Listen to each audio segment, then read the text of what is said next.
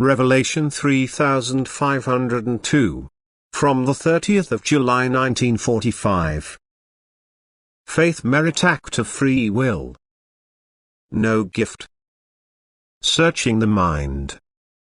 The deepest darkness must give way to the bright light if the soul has a desire for it, on earth as well as in the spiritual kingdom, for the desire for it is always decisive as to how the soul is considered. And thus the human being on earth will also create the degree of light for himself which corresponds to his desire. And indeed, he will be able to mentally accept truth or error but only recognize both for what they are when he strives for truth. But to recognize truth as truth, error as error, means to be fully convinced that he thinks right or wrong. And yet he will have no evidence of it valid for the world, but he will believe it. So faith is acquired by his own merit, because he had the will to stand in the truth, to know the truth as such. And thus can man believe if he will.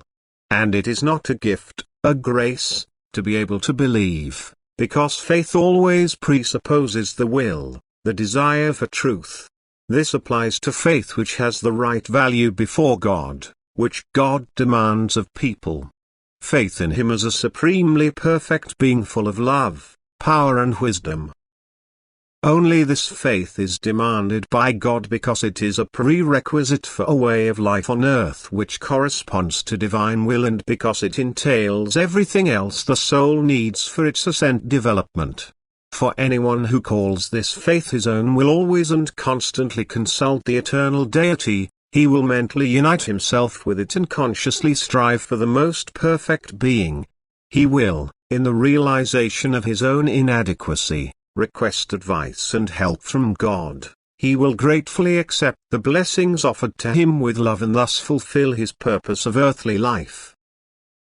But every human being can acquire a convinced faith in God as an exceedingly loving, wise and omnipotent being if he begins to think about his purpose of earthly life completely uninfluenced, always with the will to recognize what is right. He need only pay attention to everything that happens around him and follow his own fate in life, then he will always be able to recognize God's love, if he does not use earthly well-being as a standard.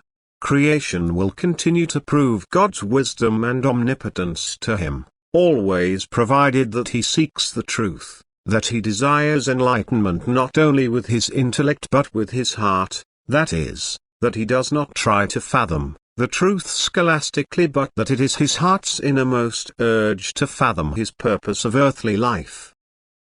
Because intellectual thinking does not guarantee the pure truth, because God, the truth himself, keeps himself hidden from those who are not driven by the innermost desire for him. For this reason the simple-minded person will also be able to believe more easily than many a person with a keen intellect, because the latter ponders and investigates where a heartfelt questioning thought of the eternal Creator is appropriate in order to receive truthful enlightenment. The former seeks to reach the goal alone, but the latter consciously or unconsciously turns to God for enlightenment and will understandably be rightly successful. To be able to believe is not reserved for any human being, and even the keenly thinking intellectual man is able to believe childishly as soon as he does not submit spiritual questions to his intellect for an answer, because they can only be answered by the heart.